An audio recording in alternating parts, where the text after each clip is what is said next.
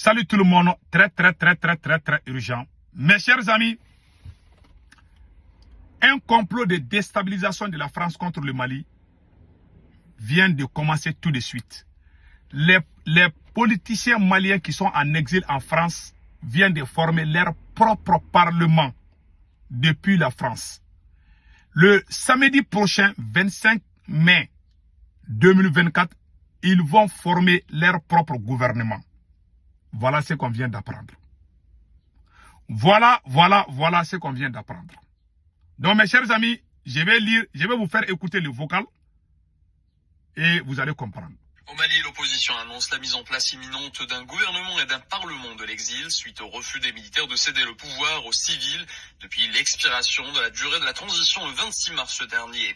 Ce projet est porté par des opposants exilés principalement en Europe. Le dialogue intermalien initié par les militaires au pouvoir a accouché de recommandations notamment relatives à la prolongation de la transition de 2 à 5 ans. Le projet de création d'un gouvernement et d'un parlement malien de l'exil vise un retour du Mali à l'ordre constitutionnel. Je vous propose d'écouter l'un de ses initiateurs, Ismaïl Sako, président du Parti social-démocrate africain et membre de l'appel du 20 février pour sauver le Mali. Il est contacté par Younous Chama, on écoute. Puisque la junte malienne est hors délai, puisqu'elle ne répond plus à la légalité constitutionnelle et qu'elle agit en toute violation de tous nos textes et nos lois, nous avons ensemble, ceux qui sont à Genève, à Paris, à Côte d'Ivoire, au Nigeria, au Mali, décidé de mettre en place ces organes. C'est l'unité d'action, l'unité de pensée, c'est agir ensemble qui nous a amenés à mutualiser et notre savoir-faire et nos efforts. Nous sommes convaincus que c'est seuls les Maliens qui pourront sortir le Mali de cette situation. Puisque ceux qui sont au Mali ne peuvent pas agir comme ils le souhaitent pour ne pas se retrouver en prison. Puisque nous avons un régime répressif, c'est donc la raison pour laquelle ceux qui sont à l'extérieur ont décidé de mettre sur les fonds baptismaux ces deux organes. Voilà.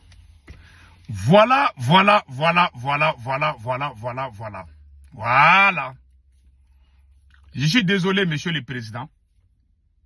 C'est un complot genre comme ce qui s'est passé dans plusieurs pays. Ils ont fait les mêmes... Ouais, depuis la France, hein, ils ont formé... Le monsieur même qui était en train de parler, voilà sa photo. Il s'appelle Ismaïl Sako. Voilà, c'est lui qui était au micro de RFI. Il est en France. Un ancien conseiller du président Ibrahim Boubacar Keïta. Avec le magistrat Chérif Koné. Voilà. L'ancien magistrat qui a été chassé par Assimi.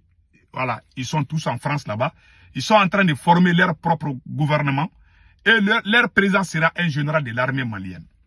Ils ont tout annoncé.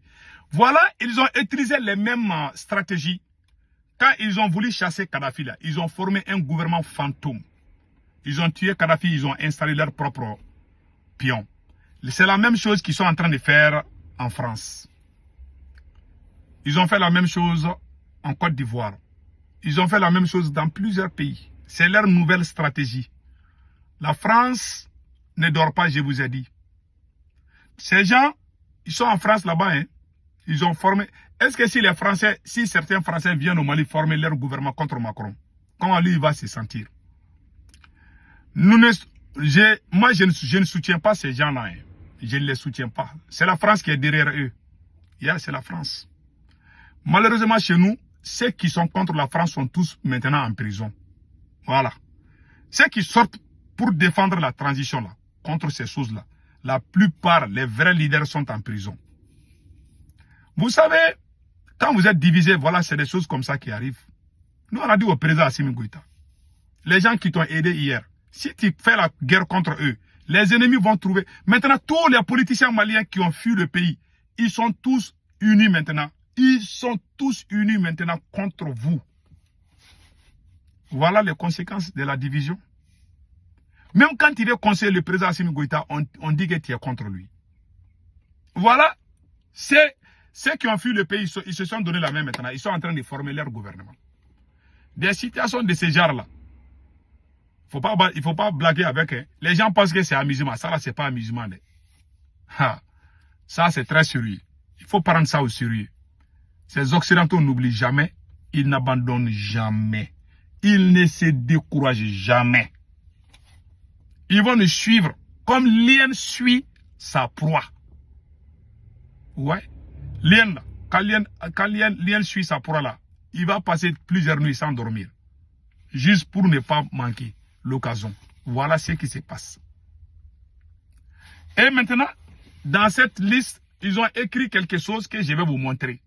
Ce genre de choses, il faut jamais minimiser. Ils ont écrit ici, voilà ce qu'ils ont écrit ici. Je vais essayer de lire ça pour qu'on puisse... voilà. Ils ont écrit ici, l'Assemblée citoyenne du Mali en exil s'est réunie ce jeudi et ce jour, je m'excuse, jour 18 mai 2024 en ligne. En ligne. Une première dans l'histoire du Mali. La session parlementaire a réuni les délégués des partis politiques, d'organisations de la société civile, ainsi que des personnalités publiques non partisanes. Chaque délégué a été élu par ses pairs pour siéger le plein droit dans l'Assemblée. Les délégués se sont constitués à l'Assemblée citoyenne République du Mali. L'Assemblée a élu M.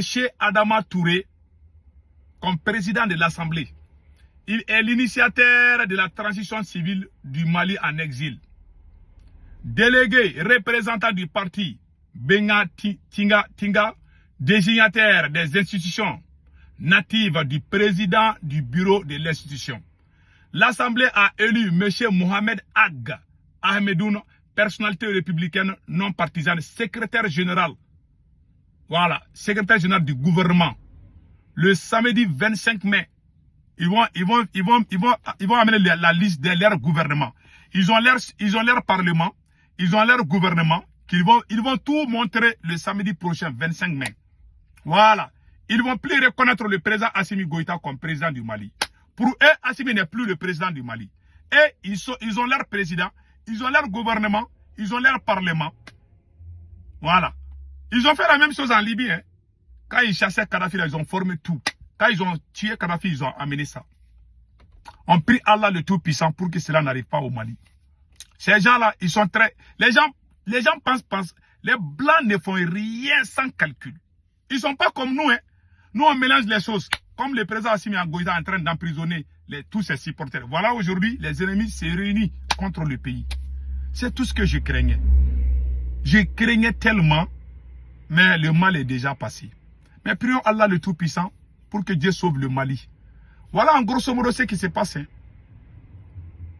Si nous on était tous réunis aujourd'hui là, ces gens n'oseront jamais faire ce genre de choses.